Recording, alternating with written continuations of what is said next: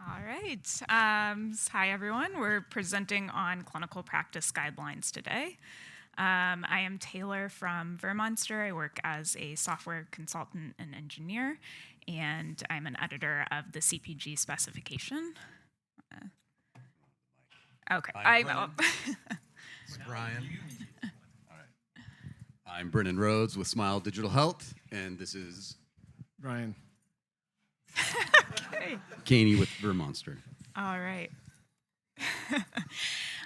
So today we're going to cover a little bit of background on CPG CPG in general before we move on to the 2.0 guideline and what was updated there. And then we'll discuss our roadmap items for the next publication.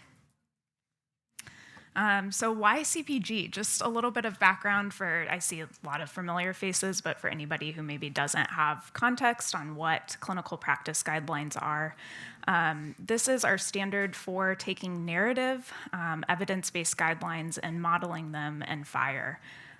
This supports not only clinical decision support, point of care decision making, but also a feedback loop into a quality improvement cycle. And really the end goal here is we want to improve patient outcomes with our CPGs. So that feedback loop that I was referring to is this process that you see here where clinical practice guidelines is really prescriptive about what should happen in a clinical setting, and that is informed by evidence-based research. We can then use CDS to surface recommendations from those guidelines to clinicians. And based on that workflow, we can then measure and analyze what actually happens in the clinical setting, report on it, and feed that back into our guidelines and research. There's a lot more to this that we don't have time to get into today, but know that there are several other IGs involved in this process, and we're focusing on still just the clinical practice guidelines here. So just an example of how what this might look like. We have WHO antenatal care iron supplementation recommendations, and this is from an actual WHO guideline. The example that I'll be sharing that we've modeled is simplified and just for example use. But the recommendation is that pregnant women should take 30 to 60 milligrams of iron daily because the need for iron is increased during pregnancy. And the second part of this recommendation that is if there are side effects, negative side effects from that dosage can actually be changed to a higher dose, 120 milligrams, just once weekly instead of a daily dose, just to minimize the frequency of those side effects. And so when we think about modeling this in FHIR, we would use a combination of plan definition and activity definition. And what you're seeing here is a review tool or a plan definition viewer. So it's just a UI tool that we have available. It's open source in Reason Health. And we have our simple representation of that recommendation. So I think, hopefully you can see, is that big enough for the back?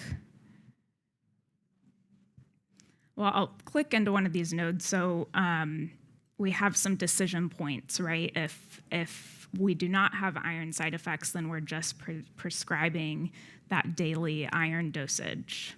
And so what you're seeing here is a plan definition action that eventually leads to an activity, a medication request with the iron. But navigating back to that action, we can specify a trigger event. So when this happens, when the patient comes into clinic is when we want to maybe trigger this. We have a condition, does not have iron side effects. Then we make this recommendation for the medication request. And so if we look into kind of behind the scenes here, on that plan definition, we have a library where we're specifying this logic. So there are several here, but you can see these are the two that we're using right now. for both of these recommendations either has iron side effects or does not.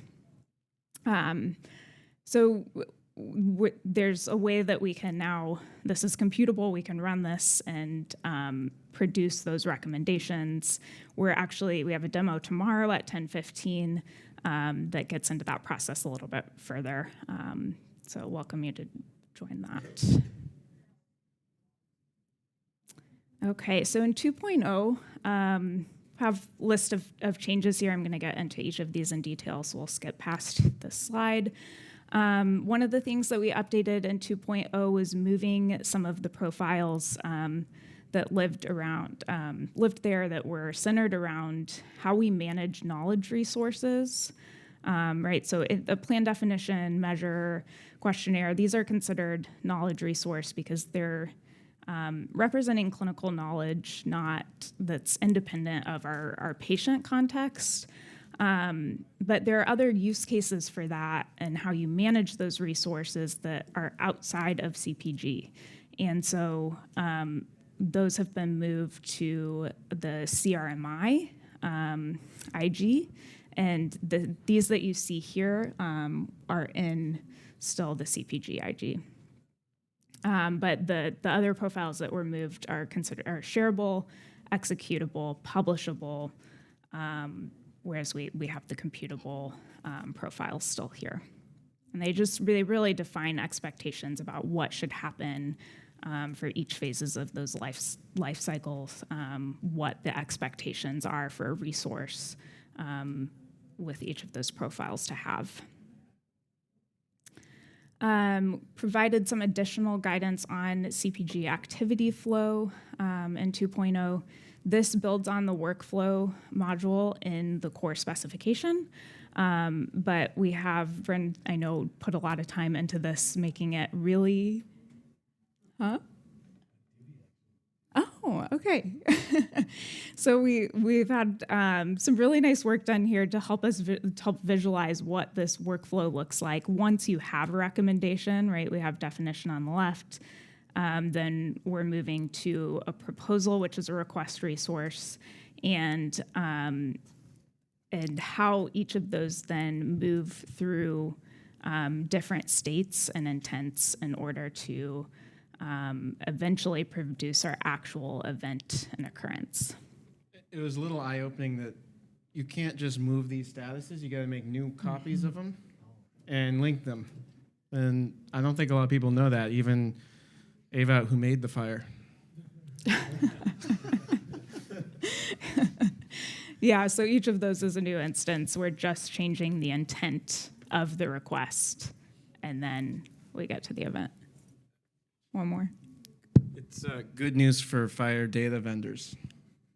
Yeah, more storage. Always charge per resource. Per link. Yeah. I'm going to breeze through these last couple of slides in CPG 2.0 because I want to make sure we have time for the rest here. But we also updated the output and input parameters for the apply operation. I think kind of one of the big points I'd like to make here is that we're trying to align more so around the CRMI operation parameters, and so those are related to how we can like configure how we might resolve other artifacts that are the resources dependent on. But we've also updated the output parameters so that it's a parameters resource that returns a bundle per subject passed in. The immunization activity was updated to target a request profile of medication request instead of immunization recommendation. And that's to better align with the actual workflow pattern. Immunization recommendation didn't have the same use case as our typical request resources. But we have indicators that this is immunization through the coding and category actually on medication request. If anyone knows what immunization recommendation is, I would love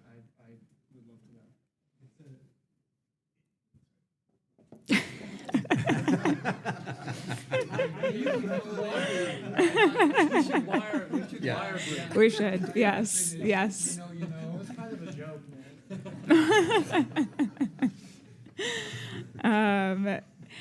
Added an L1 checklist, so CPG specifies guidance on how we move from narrative content to our executable content and actually author these guidelines. So we've added additional guidance there. And we've moved some of the example IGs that used to live in the CPG IG out because we can now just maintain those separately. Okay. So I'm going to hand this off to Brenin now. All right, I'm just going to talk quickly about the recent changes we've made in the clinical reasoning on FHIR for Java module. That's an open source reference implementation that is maintained by Smile on the CQ framework repository. So the recent changes, as mentioned by Taylor, we updated the response type to match CPG 2.0, and we've added the ability to pass in multiple subjects along with that. One of the bigger changes is this new enhancement for applicability behavior. So just to quickly explain that, the way that it has always worked in the past was all. So all actions would, as long as their condition was true, the action would be actioned and applicable. And now we have the ability to state that for this action level, you will else an any behavior where the first condition that resolves to true is the only condition that is run, and then it hops out. So you have more of an if-else flow instead of the always do everything. That's one of the biggest changes that we've made recently, and we also updated the status of all the resources that are created, the request groups, request orchestration. Those now reflect accurately the active rather than draft. And you can see all of this at the clinical reasoning repository. And shameless plug for our interactive CDS demo tomorrow, where we will do a little more in-depth demonstration on some of this stuff. On to Brian. Yeah, thanks. That behavior is you can still do the old one with an extension, right? Or I'm sorry. The default is the old. Yeah. You can do the new with the extension, the applicability behavior extension specifying all or any. And if the extension does not exist, then it just does all by default. I'm not going to go through all of these because I don't remember all of them, and Bryn put some of them on without me knowing. But we do meet every week at Wednesday, 11 at East Coast time, and it's a combined call with CPG and CRMI. And we're constantly talking about this stuff. One of the things that we really wanted to do is in CPG, we talk about these case feature definitions, which technically are structure definitions, but they allow us to share concepts such as the concept of hypertension or a blood pressure reading, by profiling the appropriate FHIR resources that back them. And we have some extensions on them that we can create rules-based inferencing rules. And so you might not know if the patient has B symptoms because it hasn't been charted directly, but they might have drenching night sweats and high unexplained fevers, and you can combine those pieces of information to infer that they also have B symptoms, for instance.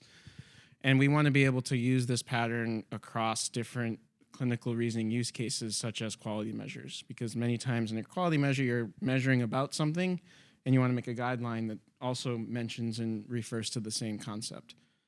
We're starting to do this. This is the old AI, predictive models, the boring, super old one from like 2 years ago, plus 2 years, maybe 3 years ago.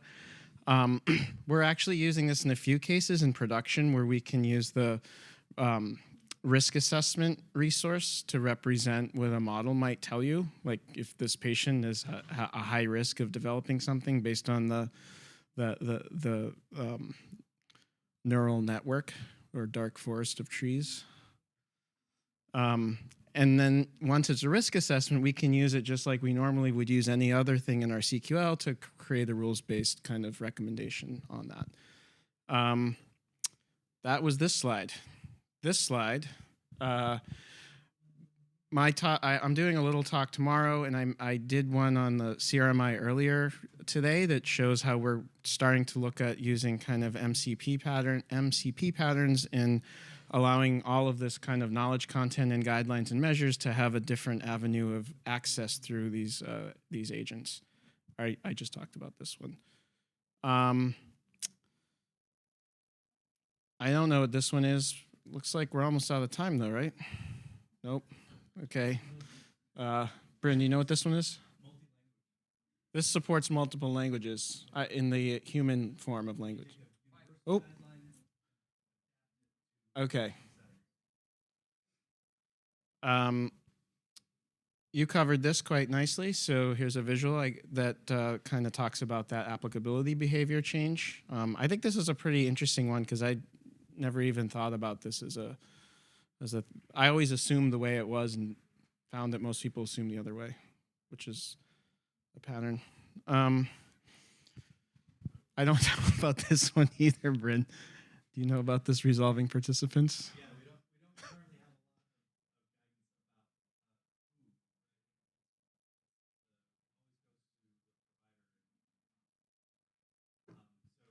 about who. Oh, yeah.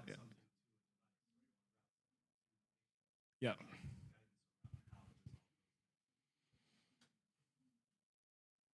And then I think we started some work here. We really want to get a lot better at being able to create testing, especially, and auditing. But as a guideline developer, being able to express assertions about your content is a huge aspect. There's a lot of kind of ad hoc tooling that I know teams are developing, but some ideas we've come up with, I think, is to borrow on some of the annotations you can do in CQL, so you can actually test your CQL with CQL, and we have some experimental runners that do that. I think that CPG needs a lot of guidance in this area because I know a lot of teams are just doing this all different, and it's very important for a QA release editorial cycle to make sure you have good quality controls on practice guidelines. And there's a whole bunch more stuff that we're doing, which I'm definitely not going to get into. But again, I think I invite anyone and everyone to join us at 11 East Coast time for our weekly calls. And again, tomorrow, we're going to have that interactive session that I think is really fun. We've made some advancements. We've got some new tools to look at it. So I think it's going to be exciting tomorrow. Thank you. Thank you. Oh, yeah. Questions?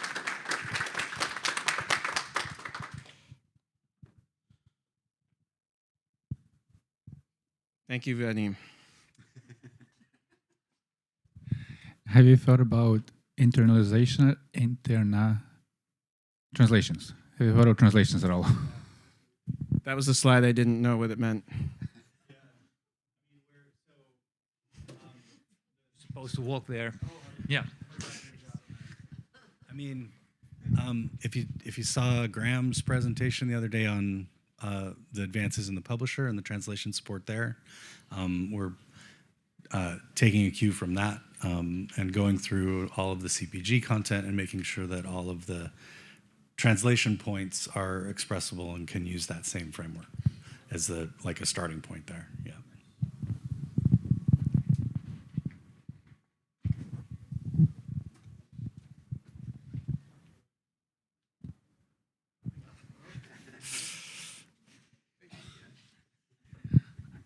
What kind of tools have implemented CPG? You showed off your viewer from Recent Health. What else does it do, and what else is in the ecosystem?